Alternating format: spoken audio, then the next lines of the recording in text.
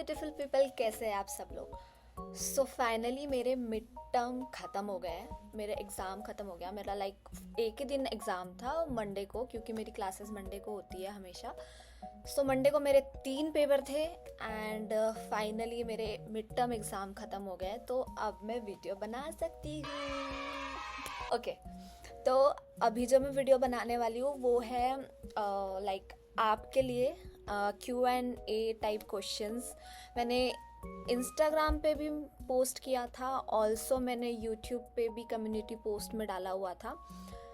And जो YouTube के जितने भी अभी तक मैंने वीडियोस डाले हैं, उसमें जितने भी आपके क्वेश्चंस हैं, उसमें से जो मोस्ट कॉमनली आस्क्ड क्वेश्चंस है वो मैंने उठाए हैं ताकि मैं आप सबको उसका आंसर दे सकूं। एंड उसमें भी सबसे ज़्यादा मोस्टली आस्क्ड क्वेश्चन क्या था बताओ। मतलब सोचो कि आपको कौन सा ऐसा क्वेश्चन है जो कि आप लोग ही सबसे ज़्यादा पूछते हैं, जो भी यहाँ पे कोरिया में पढ़ने के लिए आता है। सोचो। तो सोच लिया।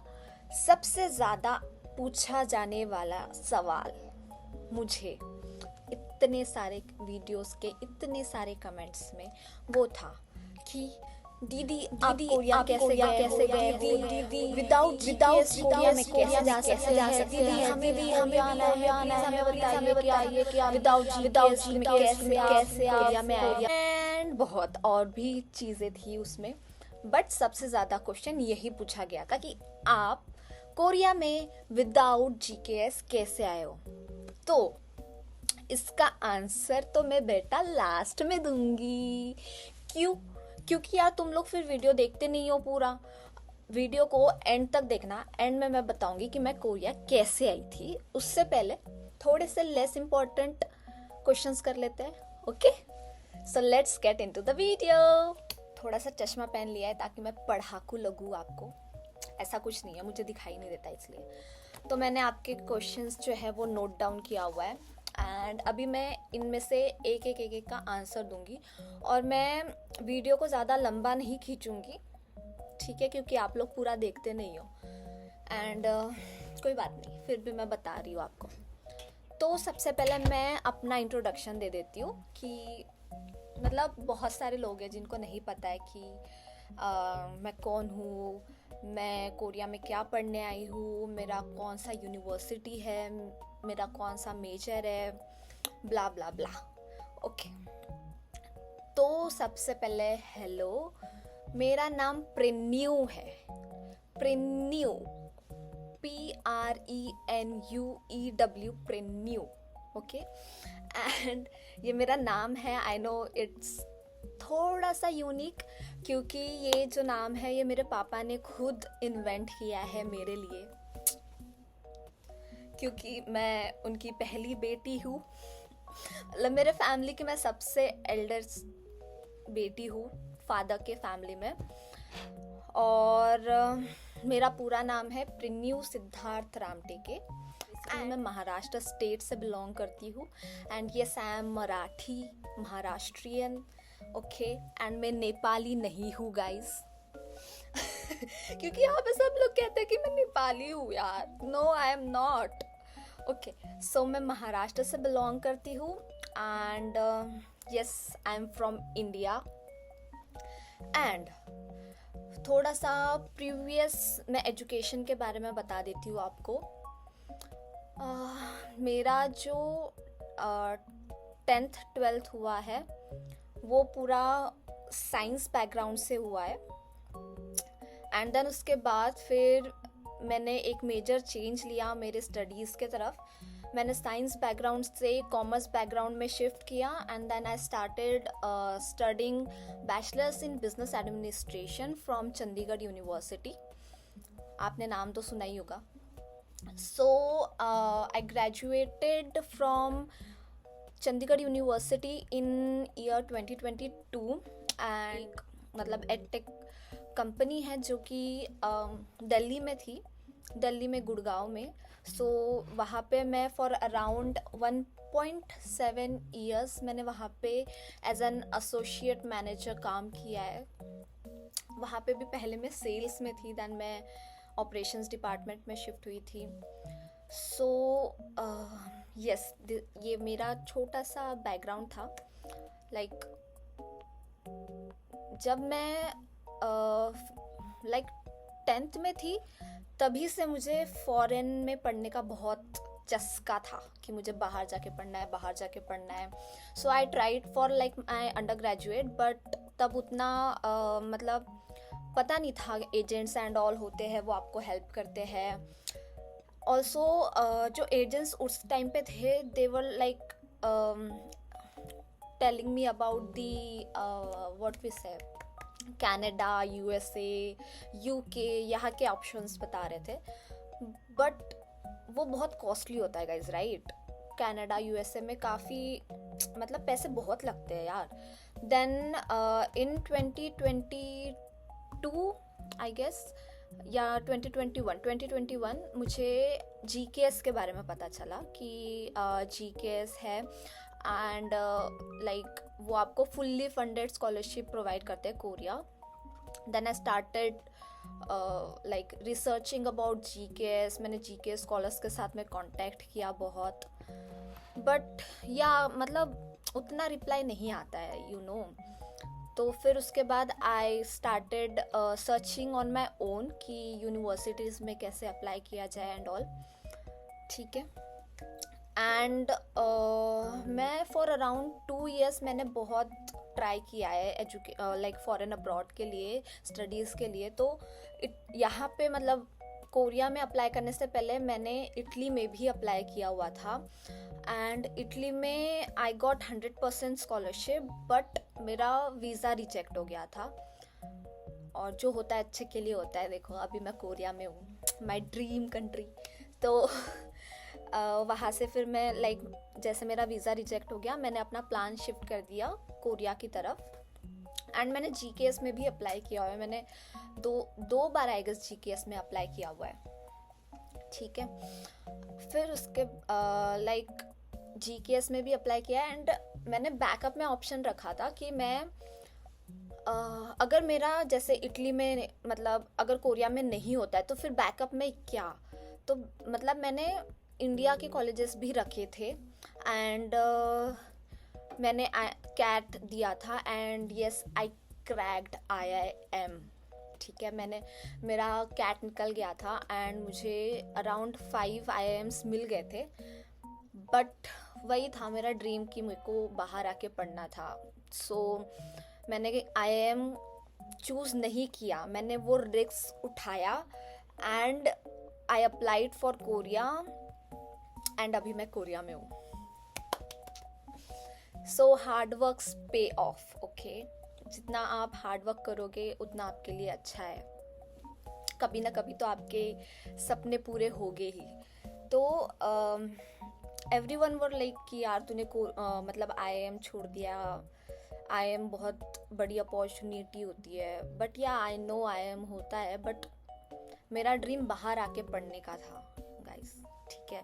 सो I fought for my dream, like I fought to achieve my dream. सबसे पहले बात करते हैं व्हाट इज़ माई मेजर। मेरा मेजर क्या है? Since I want to do business, मैंने लाइक ग्लोबल बिजनेस एडमिनिस्ट्रेशन के लिए अप्लाई किया, which is 100% English medium course.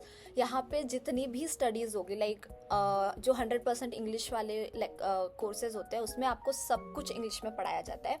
Like आपके लेक्चर्स भी इंग्लिश में होंगे, आपके नोट्स आपको इंग्लिश में मिलेंगे, आपकी एग्ज़ाम्स भी इंग्लिश में होगी। तो ये ज़्यादा बेटर रहेगा। लाइक कोरिया में कोरियन लैंग्वेज में लाइक हम कभी कोरियन नहीं पढ़े हैं, ठीक है। लाइक एज एन इंडियन हमारी स्टडीज सारी इंग्लिश में ही हुई है, तो ईजी होगा इंग्लिश में पढ़ना रैदर देन कोरियन में पढ़ना। तो इसलिए मैंने 100% इंग्लिश मीडियम चूज़ किया था। एंड जो मेरा मेजर है वो है masters in like global business, okay. दूसरा क्वेश्चन, मेरी यूनिवर्सिटी कौन सी है? तो मेरी यूनिवर्सिटी है क्योंसोंग यूनिवर्सिटी। ये बुसान में है, ओके। बुसान में नामगू रीजन में है क्योंसोंग यूनिवर्सिटी।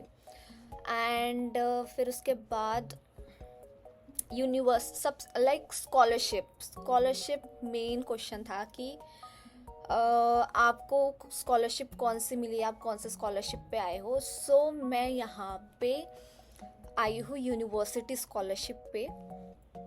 अब यूनिवर्सिटी स्कॉलरशिप्स कैसे मिलती है, तो हर यूनिवर्सिटी का अपना अपना क्राइटेरिया होता है स्कॉलरशिप्स स्टूडेंट्स चूज़ करने का.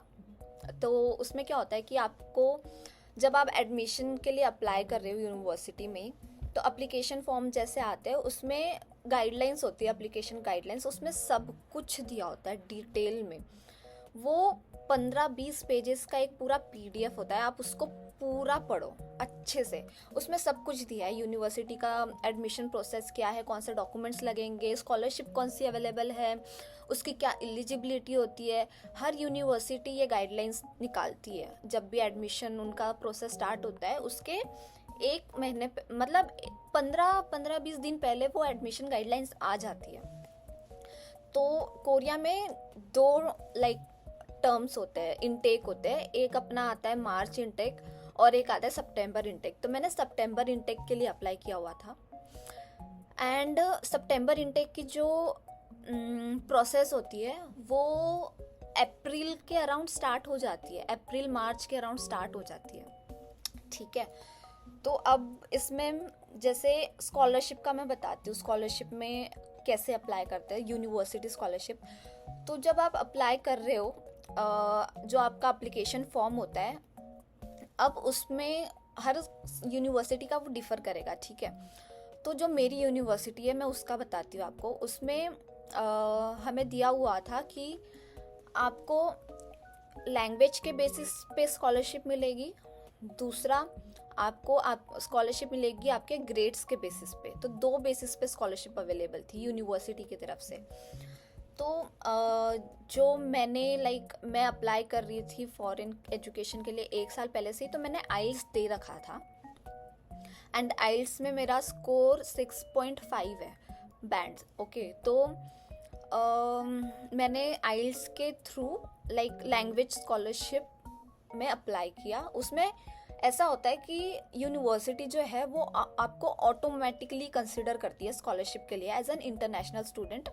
या तो वो आपके ग्रेजुएशन के बेसिस पे आपको स्कॉलरशिप देगी या फिर वो आपके लैंग्वेज के बेसिस पे आपको स्कॉलरशिप देगी. जितना अच्छा आपका परसेंटेज होगा और जितने अच्छे आपके आइल्स टॉपिक में आपके स्कोर होंगे, उतनी अच्छी आपको स्कॉलरशिप मिलेगी. ठीक है. देन उसके बाद उसके लिए कोई ऐसे पर्सनली कोई अप्लीकेशन नहीं होता है, वो आपको ऑटो कंसिडर किया जाता है स्कॉलरशिप के लिए. और कुछ स्कॉलरशिप ऐसी होती है जो अलग से निकलती है यूनिवर्सिटी की, तो उसकी अलग से गाइडलाइंस आती है, आपको उसमें फिर अप्लाई करना होता है. ठीक है. लेकिन जो एडमिशन वाली स्कॉलरशिप होती है उसमें आप ऑटो कंसिडर हो जाते हो. ओके. नेक्स्ट क्वेश्चन जो पूछा जाता है वो है कि टॉपिक और आइल्स देना ज़रूरी है क्या. ये मुझे भाई इतने लोगों ने पूछा है, इंस्टाग्राम पे भी इतने मैसेज आते हैं कि हम लैंग्वेज सर्टिफिकेशन दे या ना दे दो यार. क्या जा रहा है मतलब पढ़ के दे दो. आइल्स दोगे तो आई नो आइल्स थोड़ा कॉस्टली हो जाता है, बट आप वो भी तो देखो ना कि आपको 2 साल की उसकी वैलिडिटी मिल रही है. अगर आपका मतलब 2 साल में आप 4 बार अप्लाई कर सकते हो, 2 इनटेक में. अगर किसी में भी आपका जैसे नहीं हो रहा है, फर्स्ट में नहीं हो रहा है, तो सेकंड इनटेक में दे दो. तो बेटर है कि आपके पास में आइल्स या टॉपिक का सर्टिफिकेशन हो. जितना अच्छा आपका स्कोर होगा आइल्स में और टॉपिक में, उतनी अच्छी आपको स्कॉलरशिप मिलने वाली है भाई. तो क्या दिक्कत है ना देने में, मतलब दे दो. टॉपिक भी ऐसा होता है कि तुम्हें लैंग्वेज के लिए पढ़ाई करनी है, कोरियन लैंग्वेज के लिए, एंड यहाँ पे आके तुम्हें कोरियन बोलना ही पड़ेगा, कोई ऑप्शन ही नहीं है. ठीक है. अब जैसे मैं 6 महीने से इंडिया में जब थी, मैंने अलग से लैंग्वेज क्लासेस लगाई थी. ठीक है. अब उसमें उन्होंने बेसिक कवर किया है, पढ़ना वगैरह एंड ऑल, थोड़ा ग्रामर वगैरह. तो वो मुझे बहुत हेल्प कर रहा है यहाँ पे. लाइफ थोड़ा सा मैं थोड़ा बात तो कर पाती हूँ, थोड़ा समझ पाती हूँ। ऊपर से जैसे हम कोरियन ड्रामास देखते हैं या सॉन्ग सुनते हैं, तो वो जो कोरियन है वो कानों में पड़ती रहती है, ठीक है। तो उससे अब मैं मतलब इन जो ये कहना चाहते हैं वो मैं पिकअप कर लेती हूँ थोड़े थोड़े वर्ड्स को लेके कि वो बोलना क्या चाह रहे हैं। वरना कभी कभी ऐसा हो जाता है कि अब्बा डब्बा जब्बा मेरे को कुछ नहीं समझ रहा तो ऐसी हालत तुम्हारी नहीं होनी चाहिए। एटलीस्ट तुम्हें पढ़ना आना चाहिए कोरियन, तुम्हें समझना चाहिए कि वो क्या बोल रहे हैं। तो बेटर है कि तुम टॉपिक दे दो, या फिर इंग्लिश तुम्हारी अच्छी है तो आइल्स दे दो। आइल्स के तुम्हें बस लाइक स्कोर 5.5 से ऊपर लाना है। 5.5 एवरेज है, उसके ऊपर ही तुम्हें लाना है। और जितना अच्छा तुम्हारा स्कोर होगा उतनी अच्छी तुम्हें स्कॉलरशिप मिलेगी। सो इट्स बेटर कि तुम टॉपिक या आइल्स कुछ ना कुछ तो सर्टिफिकेशन लाओ। और एक और बात, यूनिवर्सिटीज़ जो होती है यहाँ पे ग्रेजुएशन के क्राइटेरिया होते हैं, ठीक है। ऐसा नहीं है कि जैसे अपने इंडिया में होता है कि हमने एग्ज़ाम दे दिया, एग्ज़ाम पास कर लिया, मतलब अब हमें डिग्री मिल जाएगी। यहाँ पे ऐसा नहीं है। तो ये ऐसा कंफ्यूजन लेके मत आना, यहाँ की स्टडीज़ बहुत अलग है। ग्रेजुएशन के क्राइटेरिया होते हैं, ठीक है। आपका एग्ज़ाम्स का मार्क्स भी कंसिडर किया जाता है, लेकिन उसके बाद आपका हर यूनिवर्सिटी का अलग क्राइटेरिया होता है। जैसे आपको थीसिस सबमिट करना है, अगर आपने थीसिस सबमिट नहीं किया तो आप ग्रेजुएट नहीं हो सकते हो, ठीक है। आपको कुछ यूनिवर्सिटी ऐसी होती है जो लैंग्वेज मांगती है कि तुम्हें टॉपिक लेवल 5 देना पड़ेगा, टॉपिक लेवल 4 या अबव देना पड़ेगा, तब जाके हम तुम्हें ग्रेजुएशन डिग्री देंगे। अब मेरी यूनिवर्सिटी का क्राइटेरिया है कि तुम्हें आइल्स या टॉपिक देना पड़ेगा, तब जाके हम तुम्हें ग्रेजुएशन की डिग्री देंगे। उन लोग को थीसिस चाहिए, उन लोग को तुम्हारे मार्क्स चाहिए एग्जाम्स में, उसके बाद तुम्हारी अटेंडेंस चाहिए, उसके बाद अगर तुम थीसिस ट्रैक ले रहे हो तो तुम्हारी थीसिस पब्लिश होना चाहिए, तुम्हारा रिसर्च पेपर पब्लिश होना चाहिए। ऐसा नहीं चलेगा कि तुमने बस लिख के दे दिया, ऐसा नहीं चाहिए, वो पब्लिश होना चाहिए, ठीक है। उसके बाद में थीसिस डिफेंस होता है तुमसे, मतलब सारे ऐसे लोग बैठे होते हैं कॉन्फ्रेंस में एंड तुमसे क्वेश्चन पूछे जाते हैं कि ये थीसिस कैसे तुमने किया है, मतलब तुमने कौन सी मेथोडोलॉजीज यूज की है। भाई बहुत कुछ होता है, बहुत कुछ होता है। तो प्रिपेयर करके आओ ये सब, कि अगर तुम झेल सकते हो ये सब तब जाके तुम आओ, ठीक है। अब दूसरा क्वेश्चन और आगे क्वेश्चन है कि यूनिवर्सिटीज में अप्लाई कैसे करें।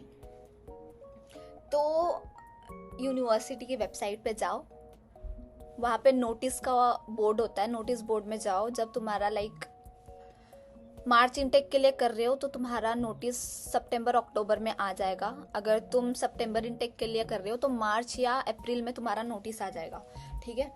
तो पर्टिकुलर जो यूनिवर्सिटी में तुम जाना चाहते हो उसका वेबसाइट ओपन करो, एप्लीकेशन गाइडलाइंस पढ़ो। जब एप्लीकेशन पीरियड स्टार्ट हो जाएगा डॉक्यूमेंट्स जमा करो, एंड डॉक्यूमेंट पोस्ट करना होता है यहाँ पे यूनिवर्सिटी में। ऐसा नहीं कि तुम मेल कर दो। कुछ कुछ यूनिवर्सिटीज़ होती है जो मेल के पे एक्सेप्ट कर लेती है, लेकिन कुछ कुछ होता है जिनको कुछ नहीं, मतलब मोस्ट ऑफ द यूनिवर्सिटीज़ होती है जो कहती है कि नहीं हमें पोस्ट करो डॉक्यूमेंट्स, और उसमें तुम्हारे 3,500 रुपये लगते हैं। तो पोस्ट कर देना पड़ता डॉक्यूमेंट्स को। फिर उसके बाद तुम्हारा सिलेक्शन क्राइटेरिया, मतलब सिलेक्शन का आता है। अगर तुम्हारा सिलेक्शन हो जाता है, डॉक्यूमेंट सिलेक्ट होते हैं, तो तुम्हें मेल आएगा। अब उसमें इंटरव्यू होता है, सिलेक्शन के बाद इंटरव्यू होगा ऑब्वियसली, तो वो तुम्हें टाइम देंगे तुम्हारे कंट्री के हिसाब से। एंड फिर तुम्हारा 1-to-1 इंटरव्यू होगा एडमिशन कम्युनिटी के साथ में। एंड देन उसके बाद अगर तुम इंटरव्यू क्रैक करते हो तो फिर तुम्हें ऑफर लेटर मतलब आता है, उसमें मेंशन होता है कि तुम्हें कितने % की स्कॉलरशिप मिली है एंड तुम्हारा ट्यूशन फ़ी वगैरह क्या रहेगा। एंड देन उसके बाद तुम ट्यूशन फ़ी पे करके अपना एडमिशन कंफर्म कर सकते हो। सिंपल, बस। फिर उसके बाद अगर आपको डिटेल में चाहिए ये सब यूनिवर्सिटी के ऊपर तो बताओ मेरे को कमेंट में, फिर मैं उसके ऊपर अलग से वीडियो बनाती हूँ, ठीक है। अब और आगे क्वेश्चन की बात करते हैं। हाँ, तो मास्टर्स आपकी क्लासेस कब होती है। तो जो मास्टर्स का टाइमिंग है वो यूनिवर्सिटी टू यूनिवर्सिटी डिफर है। अब जैसे मैं मेरी यूनिवर्सिटी का बताऊंगी, तो मुझे जो क्लासेस है मेरी मास्टर्स की वो सिर्फ मंडे को है, सिर्फ मंडे। उसके बाद मेरा पूरा हफ्ता खाली है, नो क्लासेस, नथिंग। ठीक है, तो मैंने क्या किया है कि मैंने लैंग्वेज क्लास के लिए इनरोल किया है, जो कि मेरी थर्सडे को होती है। वो भी यूनिवर्सिटी ही प्रोवाइड करती है, उसके बाद फिर कुछ नहीं है। तो जो स्टूडेंट मास्टर्स में आते हैं उनको थीसिस पे काम करना होता है, या फिर अगर आप जैसे पार्ट टाइम जॉब करना चाहते हो तो आप पार्ट टाइम के लिए अप्लाई कर सकते हो। तो सिर्फ आपका मंडे क्लास रहेगा, मतलब यूनिवर्सिटी टू यूनिवर्सिटी डिफर करेगा, बट एक दिन क्लास होता है एंड देन बाकी दिन मेरा खाली है, वीक पूरा खाली। से ज़्यादा वाइडली आस्क्ड क्वेश्चन था कि आप जीकेएस के विदाउट कैसे आए हो, आप क्या था, और यही सब जो जीकेएस रिलेटेड है, विदाउट जीकेएस कैसे आए हो, आप कोरिया में कैसे आए हो एंड ऑल। तो गाइस, मैं कोरिया में आई हूँ भाग के, धुन धुन धुन धुन।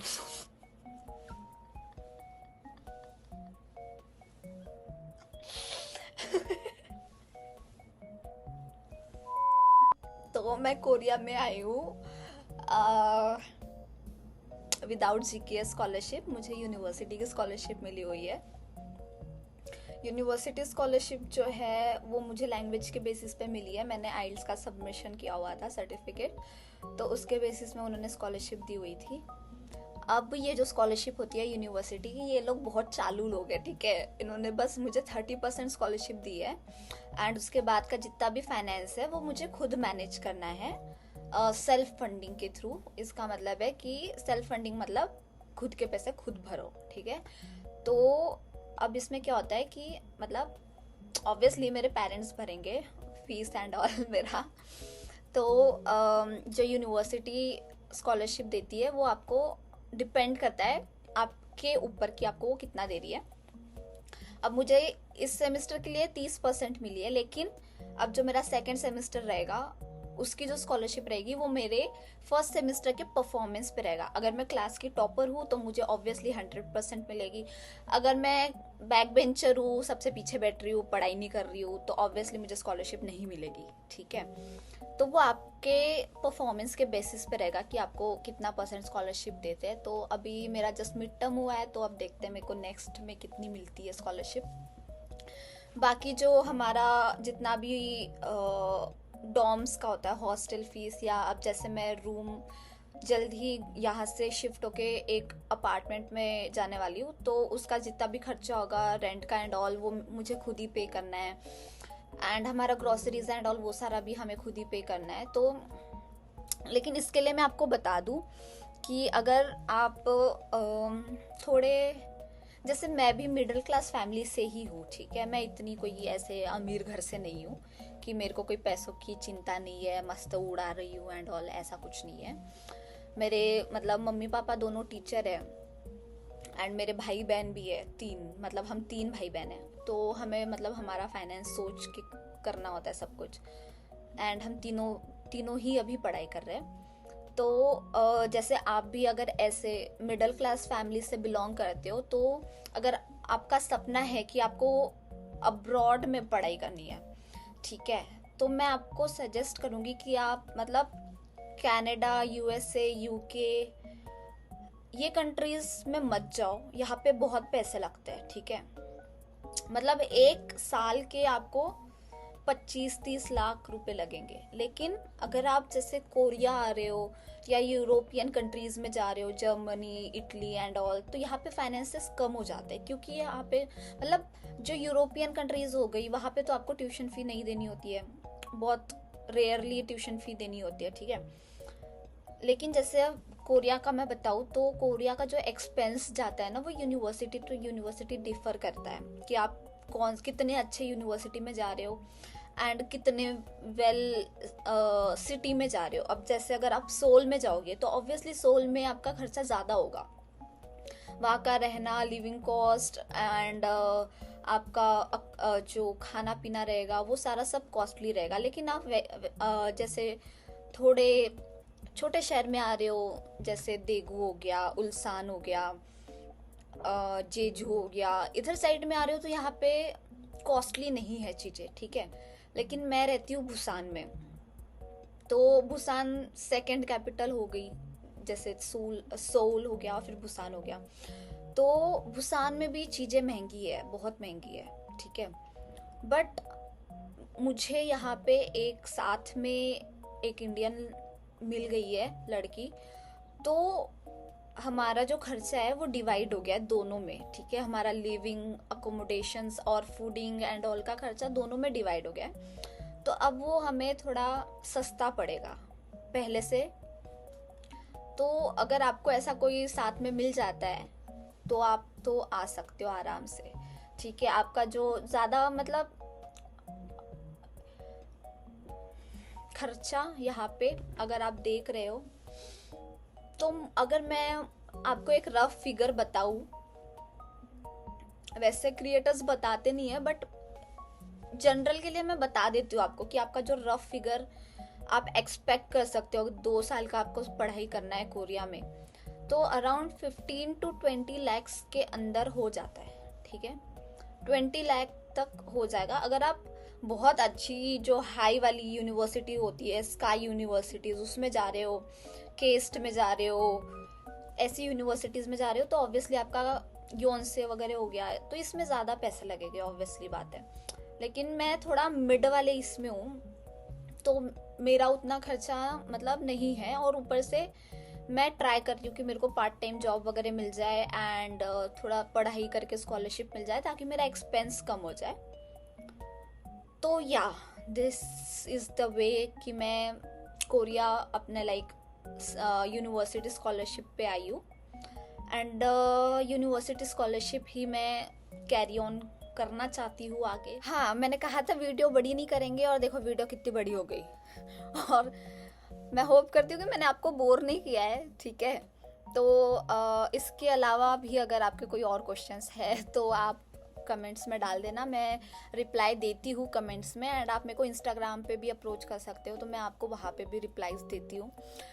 ऑल्सो अभी बस ये वीडियो के लिए इतना ही। अगर आपको वीडियो अच्छा लगे तो please like, comment and share and subscribe to my channel. तब तक के लिए बाय।